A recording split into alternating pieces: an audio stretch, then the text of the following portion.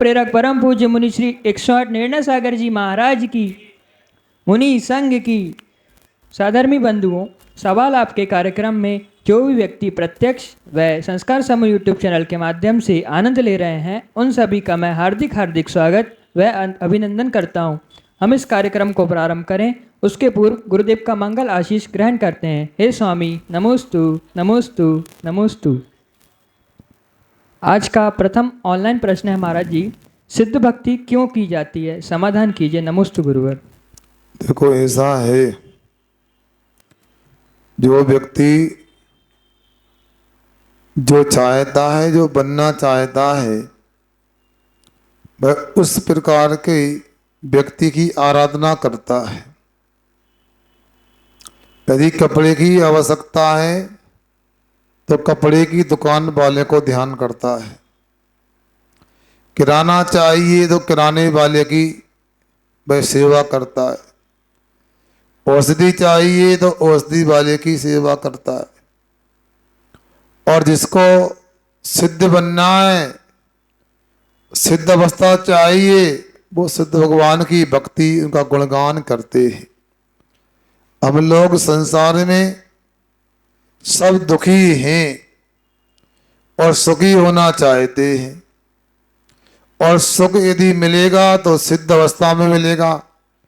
इसलिए हम लोग सिद्ध भक्ति करते हैं और हमेशा दिन रात करते रहना चाहिए।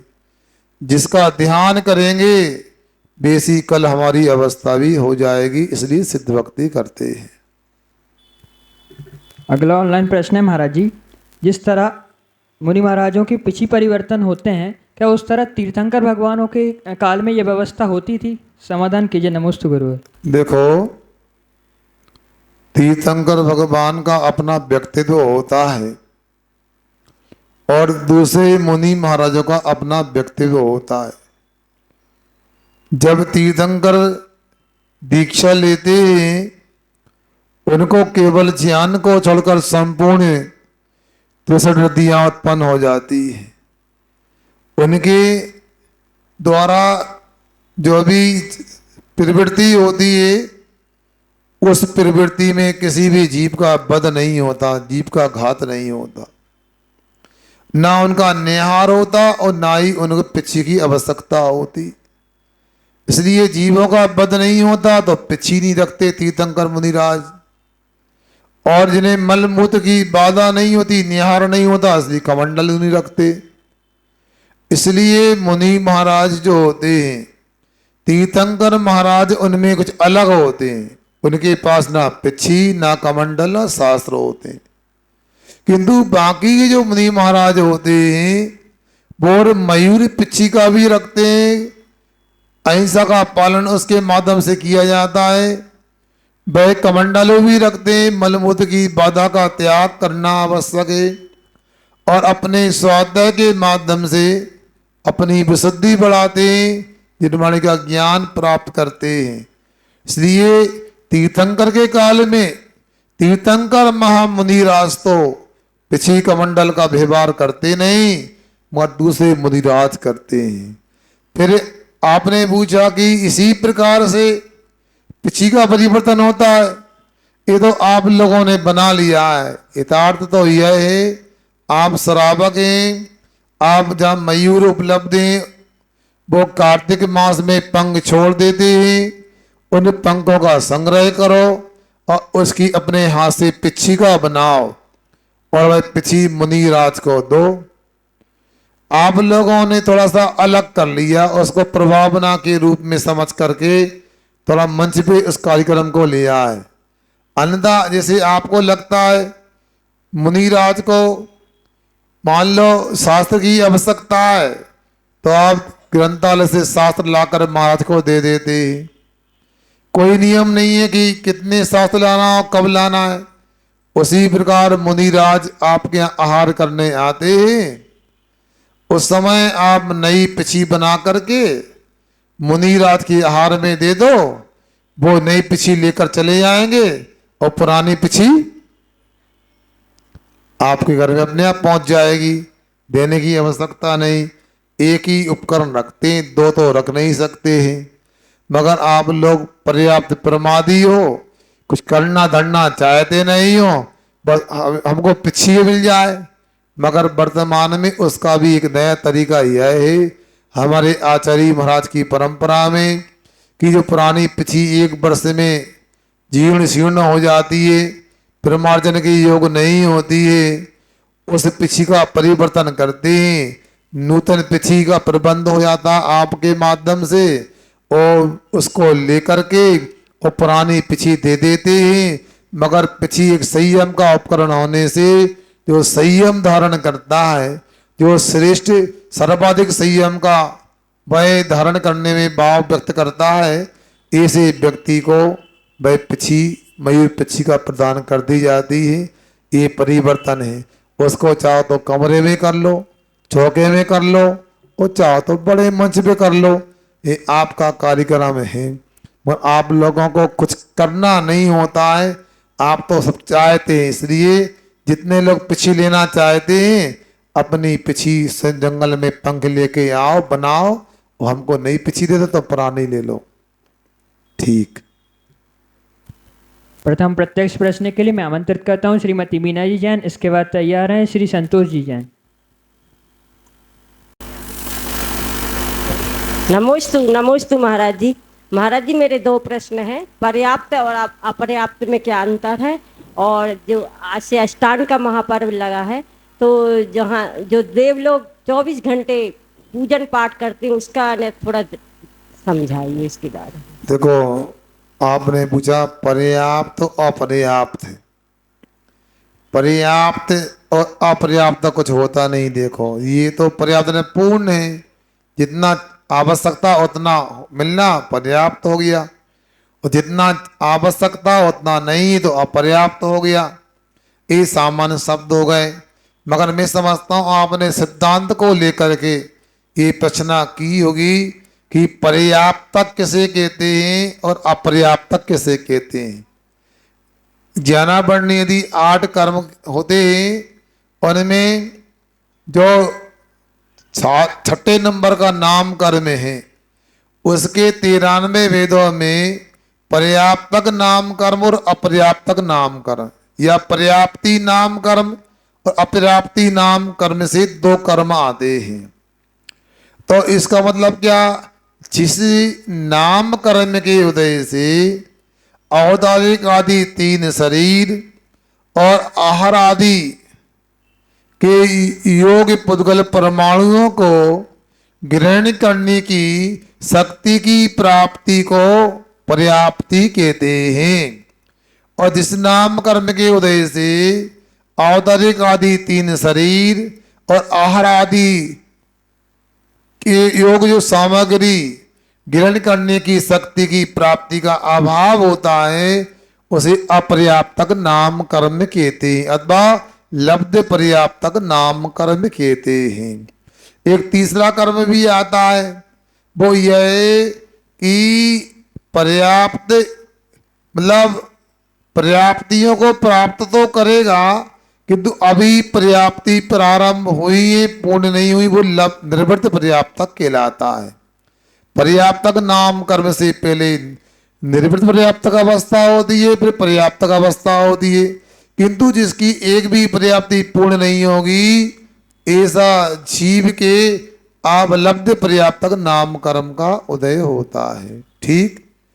अब इसके बाद दूसरा पूछा कि नंदीश्वर द्वीप में क्या व्यवस्था देवों की?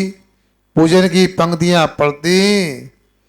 कार्तिक फाल्गुन साढ़ के अंत 8 दिन माई नंदीश्वर सुर जाते हम पूजे इठाई।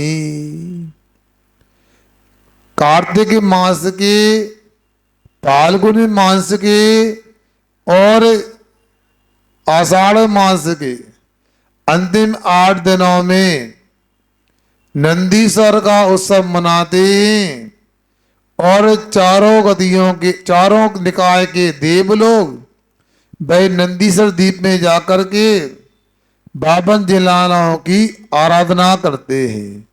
सुनने ना, अभिषेक पूजन आदि करते हैं।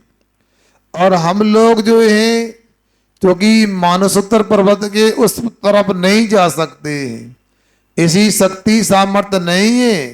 तो यहाँ पर स्थापना निक्षेप से जो जिनालय हैं और जिनालयों में वेदी पर जो जिन भी विराजमान हैं उनके समक्ष जाकर के नंदीश्वर दीप की यहीं पर आराधना पूजन कर लेते हैं। बड़ा सुंदर दृश्य होता है। भाई 52 जिनालय होते हैं, अंजनगुरी 4 ददीपों के उनके चारों तरफ 16 हो जाएंगे और इसके बाद 32 भाई कौन से रतिकर पर्वत होते हैं, उन पर एक एक आकृति जिनालय होता है। एक एक जिनालय में 108 प्रतिमाएं होती हैं जो स्फटिक मणि की होती हैं और रत्नों की प्रतिमा जो भी स्फटिक मणि आदि, और उनमें अनेक प्रकार के और भी मूल्यवान पदार्थ खचित रहते हैं, कनक रजत आदि। और उन प्रतिमाओं की ऊंचाई 510 अर्थात 3000 फीट होती है। ऐसा विवरण शास्त्रों में मिलता है। जिन चैत्यालय और जिन बिंब जिन चेत इनकी व्यवस्था अनादि निधन है। कोई जिन बिंब को जिन जिनालय को यदि स्वीकार नहीं करता है तो वो जिनवाणी को स्वीकार नहीं करता, ऐसा मानकर अपने को समझना चाहिए। बड़ा अद्भुत दृश्य होता है। देव पर्याय में जाने के बाद ही वो दृश्य देख सकते हैं।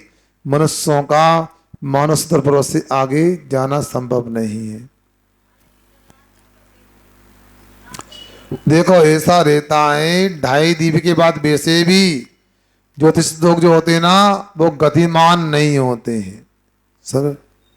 नित्य भैरवस्था वहां अवस्थित होते हैं तो वहां तो प्रकाश हमेशा रहता है। और दूसरा रत्नों की प्रतिमा का ही ऐसा प्रकाश होता, लगता ही नहीं कि दिन क्या और रात क्या है, ऐसा जानना चाहिए।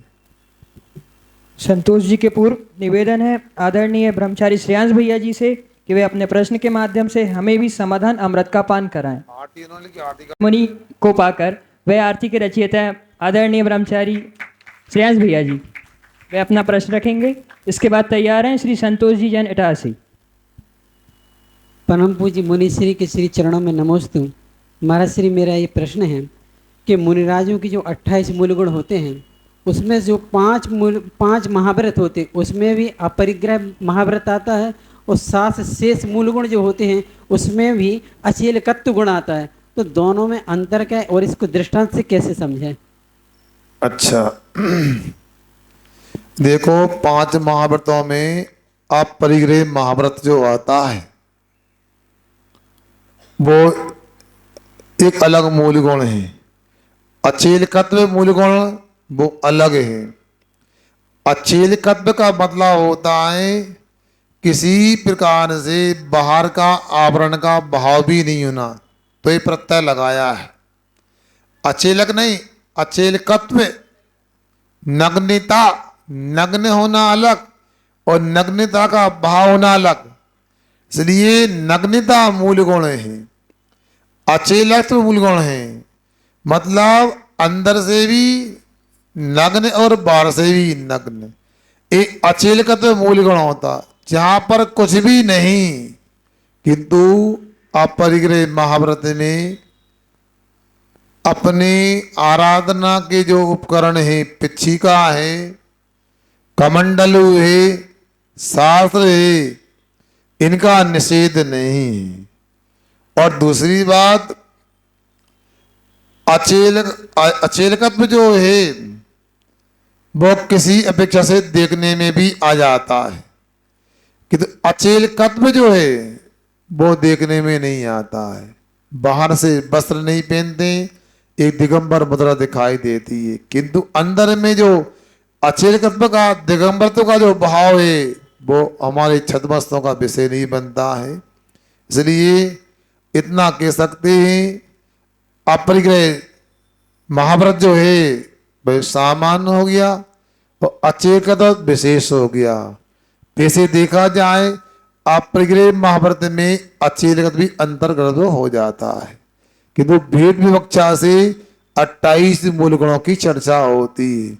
उनको संक्षेप करें तो 5 महाव्रत ही होते हैं, उनको और संक्षेप करते एक अहिंसा व्रत ही होता है। बाकी अहिंसा के ही पोषक शेष मूल गुण होते हैं। अब अपना प्रश्न रखेंगे श्री संतोष जी जैन, इसके बाद अंतिम प्रश्न के लिए तैयार हैं श्री अरविंद जी जैन। नमोस्तु महाराज जी, नमोस्तु नमोस्तु महाराज। मेरा प्रश्न है कि कोई भी लक्ष्य प्राप्त करने के लिए क्या करें हम?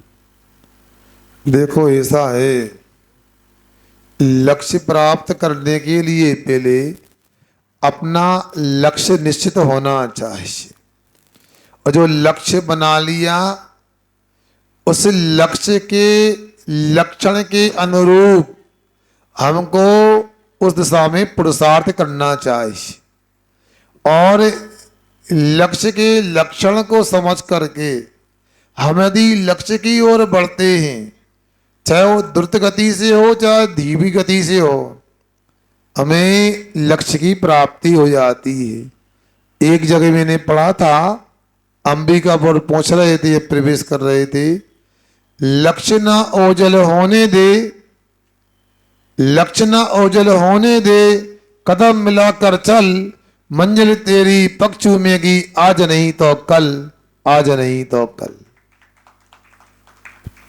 यदि आपको और स्पष्ट करना हो, चींटी को याद करो। छोटी सी नन्ही सी चींटी होती है, लगातार चलती रहती है, अपनी 49 जिंदगी की उत्कृष्ट उम्र में 250 किलोमीटर तक की यात्रा तय करने की सामर्थ्य कर लेती है। दूसरा, चींटी अपने शरीर के वजन से 4 गुना वजन ढोने में ले जाने में समर्थ होती है। दीवार पर, सीधी दीवार पर भी चढ़ती है, गिरती है, चढ़ती है, गिरती है, चढ़ती है, गिरती है, अंत में अपनी मंजिल को, लक्ष्य को प्राप्त कर लेती है। वैसे हमको भी बार बार प्रयास करना चाहिए, तो जरूर हम लक्ष्य को प्राप्त कर सकते हैं। हमारे में अगला प्रश्न है कि जो पर्याप्तक अपर्याप्तक जो आपने बताया, उसमें जैसे पर्याप्तक जो है शरीर पूर्ण होता है, अपर्याप्तक में कोई विकलांग है, कुछ है, तो वो ये हमने अंग को लेकर नहीं बोला, शक्ति की बात की है, वो थोड़ा सा इसलिए आपको स्पष्ट कर दिया हमने। पर्याप्तक नाम कर्म का अर्थ होता है जिस नाम कर्म के उदय से अवतरिक आदि शरीर और आहार आदि के योग पुद्गल परमाणुओं को ग्रहण करने की शक्ति की प्राप्ति को कहते हैं। आप तो पुद्गल परमाणु को ग्रहण करने की शक्ति का नाम है। यहाँ पर ग्रहण करने की बात बाद में होगी, ग्रहण करने का शरीर बाद में बनेगा। 9 महीने में शरीर बनता है, अंगोपांग 5 महीने में लगभग जाके बनते हैं, तो अलग प्रक्रिया है। मगर ये तो जन्म के तत्काल बाद अंतर्भूत की प्रक्रिया है, जो पर्याप्ति अपर्याप्ति की चर्चा यहाँ की जा रही है। जो थोड़े बहुत वो जो सुनने में कम वो बोलते हैं, वो अंगोपांग नाम कर्म की विडंबना है। यही अप्रशस्त अंगोपांग नाम कर्म है, इसलिए कभी शरीर में अंगोपांग कम ज्यादा छोटे बड़े हो जाया करते हैं। नमोस्तु महाराज, नमोस्तु। अब अपना प्रश्न रखेंगे श्री अरविंद जी जैन, इसके बाद तैयार हैं श्रीमती सपना जी जैन इटारसी। नमस्ते महाराज जी। आज मेरी जिज्ञासा आज की शंका समाधान और कल की शंका समाधान पर निर्भर है। महाराज जी, कल आपने बतलाया था जो जीव सिद्ध गति को प्राप्त होते हैं वो थोड़ी सी न्यून अवस्था में वहाँ सिद्धालय में जाते हैं, तो क्या प्रत्येक जीव, सिद्ध जीव का वहाँ अलग अलग रूप रहता है या एक ज्योति में दूसरी ज्योति समा जाती है? जैसे लाखों करोड़ों से सिद्ध हुए तो अलग अलग वो हैं, जैसे प्रतिमाएं अलग अलग रहती हैं, ऐसे हैं?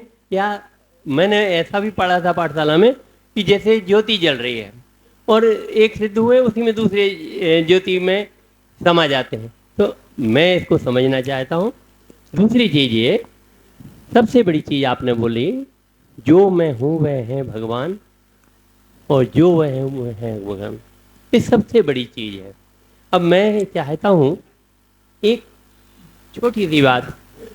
आपके चतुर्मास में हमने सोचा था कि भगवान के, सही में तो माता पिता नहीं बन पाए, लेकिन भगवान के माता पिता बनने का सौभाग्य मिल जाए। अब भगवान के माता पिता के लिए दोनों को होना जरूरी। अब लेकिन क्या पिछी एक आदमी ले सकता है? क्योंकि संयमी जीवन जो है वो तो बहुत साल से चल रहा है। हो गया ना? अब सुनो, लंबा प्रश्न रहता है, सुन के ध्यान से सुनना पड़ता है हमें। देखो ऐसा है, ये पीछे की बात तो यह है, जिनके लिए संयम में उत्साह नहीं है उनको संयम के क्षेत्र में उत्साहित करने के लिए निमित्त मात्र है। ये पिछी सब लोगों के लिए नहीं। मैं जब ब्रह्मचारी बना था, मेरा मन हुआ मुझे पुराने पिछी लेना है, और मैंने प्रयास यदि किया होता तो जिनकी भी चाहता उनकी पिछी मिल जाती। किंतु मुझे लगा यदि मैं पिछी लूंगा, मुझे तो साधु बनना ही, ये नहीं पिछी लेना है। मगर ग्रस्त लोग जो कम से कम दो होते हैं दाम्पत्य जीवन में जीने वाले, वो संयम प्राप्त करने में, संयम धारण करने में उत्साहित नहीं होंगे, संयम से वंचित रह जाएंगे। तो अच्छा है कि अपन पिछी लेने का विचार छोड़ दें, और जो लोग ले रहे हैं वो संयम धारण करेंगे तो अपने को भी छठा हिस्सा मिल जाएगा। ये सब विचार करके मैंने कभी पुराने पिछी की मांग भी नहीं रखी। अब सुनो तो आगे सुनो। अब इसके बाद में आपने पूछा था, सिद्ध भगवान को लेकर पूछा था। तो देखो, ये तो शरीर में जो आत्मा के प्रदेशों का प्रसार है वो शरीर के आधार पर होने से थोड़ा सा विस्तार को प्राप्त था। मगर शरीर छूट जाता है तो शरीर में कुछ कम शरीर के आकार का, सिद्धों का वहां आकार होता है। इधर आकार नहीं होता, प्रदेशों की संरचना वैसी हो जाती जैसा अंतिम शरीर था। अब ये भी नहीं कि क्या रूप होता है, रूप तो पुद्गल का गुण है, चेतन का गुण नहीं है। आत्मा तो अरूपी होता है, ऐसा अपने को जानना चाहिए। ज्योति वाली बात यह है कि उदाहरण ठीक है समझ सकते हैं, जैसे दो दीपक को मिला दें एक साथ ज्योति जलने लगेगी, वो तो ठीक है। सिद्धालय में सिद्ध भगवान अमूर्त होते हैं, एक माई एक राधे, अनंतानंद सिद्ध भगवान सिद्धालय में विराजमान होते हैं। पुद्गल शरीर का अभाव होने से कोई को किसी से बाधा नहीं होती है, ऐसे भगवान होते हैं। अपने को ऐसा वहां पर जानना चाहिए। अब अपना प्रश्न रखेंगे श्रीमती सपना जी जैन, इसके बाद तैयार हैं श्री प्रकाश जी जैन इटारसी।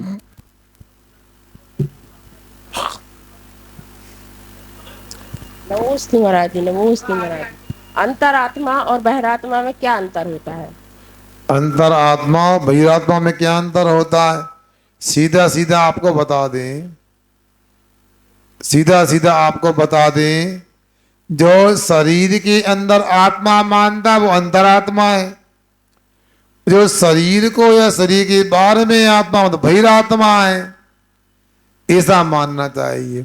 और जो आत्मा सबसे ऊंचा हो गया वो परमात्मा है, ऐसा अपने को समझना चाहिए। किंतु परिभाषा को लेकर के अपन समझे, जो सुनो, शरीर और आत्मा को भिन्न भिन्न मानता है वो अंतरात्मा होता है। जो शरीर को और आत्मा को एक मानता है अथवा शरीर को ही आत्मा मानता वो बहिरात्मा होता है। और तीसरे जो घातिया या अघातिया कर्मों का नाश कर देते हैं, ऐसे आत्मा को परमात्मा कहते हैं, ऐसा जानना चाहिए। हाँ।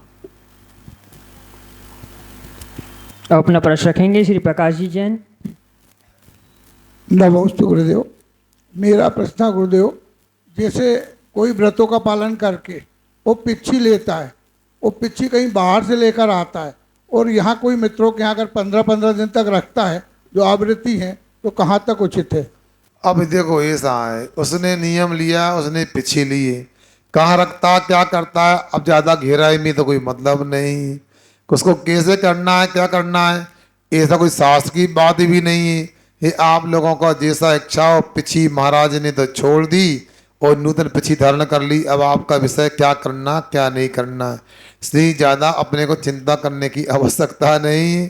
हाँ इतना है, वो संयम का उपकरण है, घर में इस स्थान पर करो उसको विराजमान, जिससे लोगों को संयम की प्रेरणा मिलती रहे, संयम की याद आती रहे, ऐसा अपने को ध्यान रखना चाहिए। और इतना ही उसका मतलब होता है, बाकी ऐसा कुछ नहीं है। हम तो कहते हैं आप लोग पुराने पिछी को लेकर के आप उत्साहित हो, हम तो कहते हैं पुरानी पिछी लेने का मतलब तो तभी पूर्ण है जब नई पिछी लेने के लिए साधना प्रारंभ कर दो। एक प्रश्न और कर लो, आजा संत कुमार जी। उनका प्रश्न है, एक प्रश्न और है हमारा। अपना प्रश्न रखेंगी श्रीमती ज्योति जी जैन।